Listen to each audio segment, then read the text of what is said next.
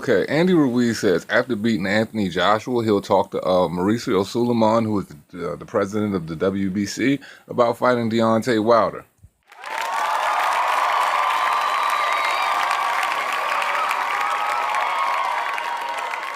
After becoming the unified heavyweight champion by stopping Anthony Joshua in 7 rounds on June 1st, Andy Ruiz is pushing to have a rematch take place in Mexico so his fans can see him. The entire Mexican race has supported me a lot, and it feels good. I don't want to say they love me, but I'm very proud of everything. We are already in talks with them to fight here in Mexico City, Ruiz said. I've worked and suffered a lot to get where I am right now. Everything is possible, and I've asked God for help, and I've worked hard, asked God for help, and see how this chubby fighter came to be something. Ruiz stopped Joshua in the 7th round after dropping the British boxer down on the mat for the 4th time in the contest. The victory provided Ruiz with the WBO, the IBF, the IBO, and the WBA world titles. There is only one more belt remaining, the WBC belt, currently held by Deontay Wilder. Ruiz plans to topple Joshua in the rematch and speak with the WBC president Mauricio Suleiman about fighting Wilder, who himself will return in the fall for a rematch of his own against Luis Ortiz. I think I can win that belt. It's the only thing I have left to capture. First, I have to win the rematch in December, then we'll talk to Suleiman to see if we can make that fight, Ruiz said. Ruiz explained that his career began to turn for the better when he left Top Rank and signed with Al Haymon's Premier Boxing Champions. I had to buy out my contract. It was a bit sad at the time because they did not give me the fights. Since then, I've been signed with the PBC, and they have brought me fights. And thank God I got the opportunity for the World Championship, Ruiz said. Negotiations with Joshua are going well. There will be a fight, but we are working to see where it can happen. Maybe here in Mexico, in the United States, or if they want to do it in their land in the UK, that rematch is still worth $50 million or more. Filling the Estadio Azteca would be historic. Yo. What up, fight fans? It's your man 3K the Boss, a.k.a. Mr. Two Hands Up. You know what it is. All right, man, so let's just jump straight into it. Man, I love this kid, man. Love that dude, man. I really love me some Andy Ruiz Jr. Pause. You know what I'm saying? Like, I just feel as though, the kid has a tremendous amount of heart. And everything he's endured and, his career in fighting, over 100 amateur bouts, only 5 losses, toppling 33 wins now, adding Anthony Joshua, only 1 loss, 4 belt holder champion, on the brink of suicide, now finding out that he had to buy his way out of Top Rank, and it's not like Bob Arum said we let him out the contract. It's very endearing, knowing the fact that, my man is so optimistic, man, about his future. The confidence is there, man. And as a heavyweight champion, man, that's all you want to see is a confident heavyweight, man. And when I look at other people in the heavyweight division who holds a belt, they don't show that type of confidence, man. Like, he's not waiting around trying to get no tune-up fights, not trying to milk no bread or do anything like that. He's looking to go straight in, and he's looking to fight Deontay Wilder. Now, this is the thing that has been brought to my attention that is a very strong point in this article that he said coming straight out of the gate, and is actually, the log line of, the actual article itself, is the fact that he said after he beats Anthony Joshua, he's going to go straight to the WBC president, Mauricio Suleiman, and he's going to speak to him about whatever he can do to go ahead and get the heavyweight undisputed match underway. Now, that is something that kind of boggles my mind at the same time, because it begs me to ask, like, why didn't Anthony Joshua do that? Why didn't Eddie Hearn do that? I haven't heard anything about it. I'm very diligent in my studies when it comes to boxing. I always make sure I stay on top of the headlines, etc., etc. And I've never heard them go at the WBC one time about making the undisputed match happen, because we all know undisputed matches trump everything. And I understand the corruption. But to be quite frank, you think that this individual is being as smart as he is and the team he has around him, they will exercise their right to go to the WBC and be like, hey, what do we got to do to get this undisputed match to happen? This is what I want next. I'm holding up the other 4 belts. I don't know what's going on with their camp, but they're holding up, the obligation of getting the undisputed match, and I'm trying to do whatever I have to do to get it done. I'm pretty sure Eddie Hearn could have probably said these things behind closed doors, and I'm just, naive to the fact. or, you know, just a little bit negligent to the fact. But either way, you know, I just feel like it's something they need to exercise will, because those sad puppy dog guys here, you know he's not going to get in the ring with no killer. Because as I've stated before, you know, you're going to write a check that your ass can't cash, Mr. Deontay Wilder. And I'm not deflecting about the fact that this is about Andy Ruiz, but all of this has to do with Andy Ruiz at the same time, so just stay with me here. By no means am I deflecting from Andy Ruiz, and I'm taking away from his success at all. But my whole thing is this all pertains to Deontay Wilder, because this pertains to the future of all of the heavyweights in the division that have more of a stake in becoming undisputed, and who genuinely have a chance of becoming undisputed. And realistically, the only two that could possibly make that happen is Andy Ruiz or Anthony Joshua, being that they're the, you know, they're the masters of their own destinies, and they're going to decide whether that happens. Well, Andy Ruiz did not waste any time. You know, he's already looking at his future, the outcome of the things he's want to accomplish. He's already visualized his win, and he's already looking at, you know, what's next down the line.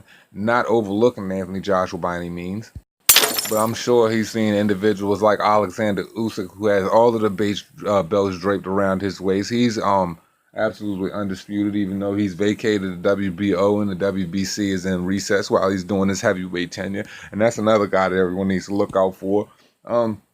Andy Ruiz has already set himself up for, you know, the successes his future has. Him and his father had a plan, and this is what they're going for. And like I said, Deontay Wilder, you finally wrote a fucking check that your ass might not be able to cash, because contrary to belief, the way you talked about Anthony Joshua, wouldn't it be ashamed if you went out there and you fought this man and you got knocked out 20 times worse? Which I believe, because he is a fighter of massive pressure, fast hands, and he will stay on the front foot, and he will continue to push you back. And Deontay Wilder isn't light on his foot. He's very planted. He only looks to load up for one big shot while he throws the left out there, you know what I mean, to play with you to set up the right hand.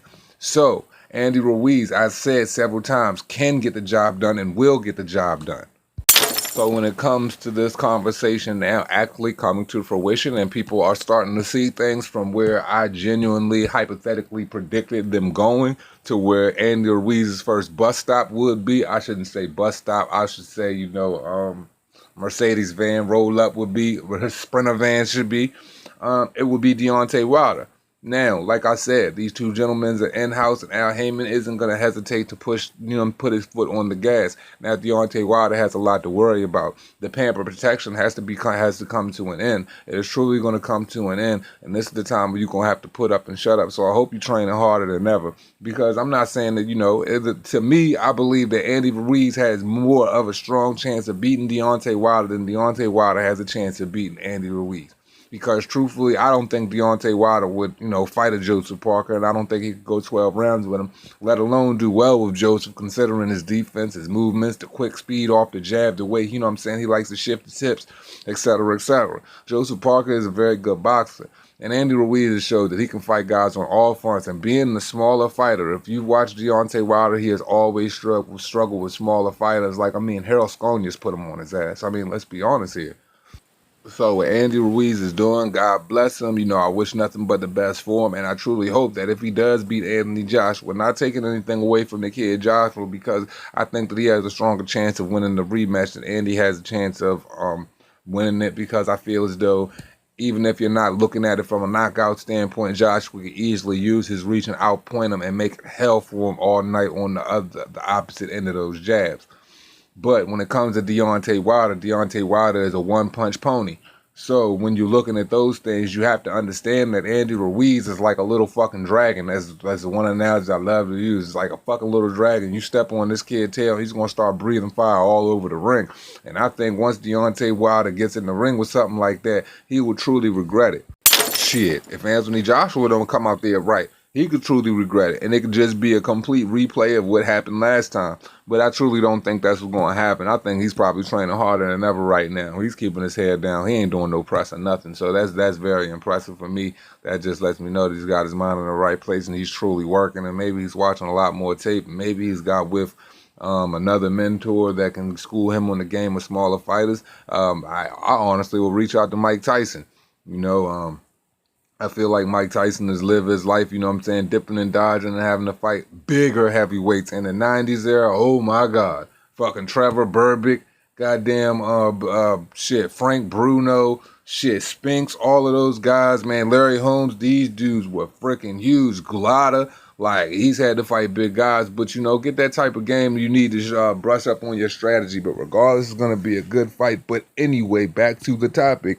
I love Andy's ambition. I love what he's doing, and I like the career path he is setting for himself once again. So, you know, he's doing the smart thing by going to Mauricio Suleiman, and I'm sure they're not going to hold it up, and Al Heyman is not going to be opposed to letting this thing happen. So we would get a Deontay Wilder and Ruiz undisputed match, and of course Deontay Wilder would like to put his foot on the gas of that because he doesn't think it's he's aesthetically pleasing, and he thinks it's an easy knockout for himself. But I don't think it would come in the fashion that it would come for Anthony Joshua. You know, Deontay Wilder's shot is going to be a lot more predictable, even though, you know, he has a lot faster hands. I'd say Andy Ruiz is Kalinaki 2.0, and I think Kalinaki could beat Deontay Wilder. But, you know, Andy Ruiz, good luck to you in the rematch. He was also stating the fact that he believes that the fight will take place in December. He said negotiations are going very well with his camp and Joshua's team. They haven't decided whether it's going to be in the States. He would love for it to be in Mexico at the Francisco Estrada Stadium, but there's no, but I'm 100% sure Anthony Joshua is not going to fight in Mexico. If anybody knows the history of Mexico, outdoor stadiums, extremely hot. The corruption with the narco states, with the cartels and everything like that, it's not a good look.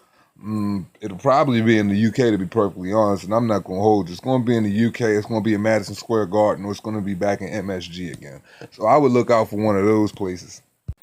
To be perfectly honest, it could be in California as well, considering that Andy Ruiz is for California, and that is a good, you know, middle ground for a basis in negotiation to where, you know, it would be a happy medium for the both of you. But Andy Ruiz, with his talk of he would have to get paid $50 million to come to the UK, I can't say, Andy Ruiz, you're even worth $50 million there. And to be perfectly honest, you know, you wouldn't be able to get $50 million from anywhere else to the heavyweight, sir. So, you know, unless you beat Joshua in a rematch. So the rematch clause only stipulates that you were to get $10 million, $5 million above what you got last time. Hey, it's power of attorney, put that shit in writing. So you got to understand how business works. Well, Andy Ruiz, good luck, sir.